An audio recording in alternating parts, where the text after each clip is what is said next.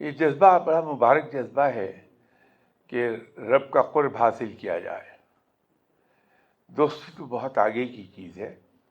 اگر کسی انسان کو رب کا قرب حاصل ہو جائے تو وہی بہت بڑا اعزاز ہے.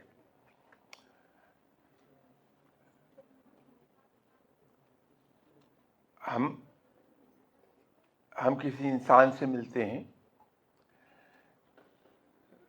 دل میں خواہش ہوتی ہے کہ ہم اس کے قریب چلے جائیں، اس سے دوستی کر لیں. تو ہم کوشش کرتے ہیں کہ ہماری عادات، ہمارا اٹھنا بیٹھنا، ہماری گفتگو،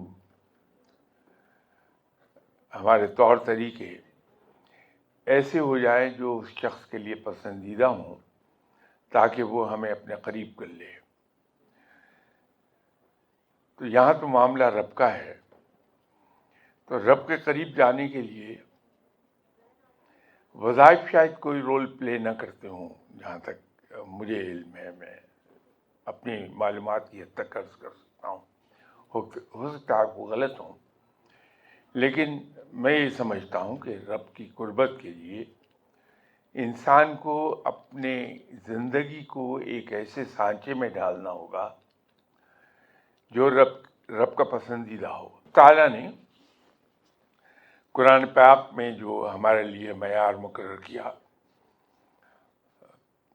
جن کو اپنی سہولت کے لیے ہم ڈوز اینڈ ڈو ناٹس کی لسٹ کہہ سکتے ہیں، کہ انسان کو یہ کرنا چاہیے اور یہ نہیں کرنا چاہیے، انسان کے لیے یہ اچھا یہ برا.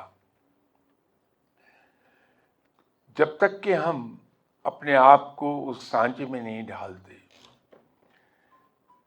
جو رب کا پسندیدہ ہے، جس کا معیار آپ صلی اللہ علیہ وسلم نے ہمارے سامنے اپنی سنت کے طور پہ رکھا ہے، اپنی سیرت کے طور پہ رکھا ہے، اس وقت تک رب کے قریب جانا شاید ممکن نہ ہو.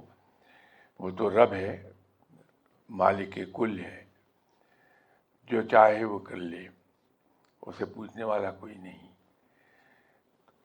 رب چاہے تو مجھ جیسے گناہگار کو اپنے قریب کر لے، لیکن جو اصول کی بات ہے اور علمی بات ہے وہ میں عرض کر رہا ہوں کہ ہمیں اپنی زندگی کو سیرت اور سنت کے مطابق ڈھالنا ہوگا اگر ہم رب تعالیٰ کی دوستی چاہتے ہیں، اس کا قرب چاہتے ہیں.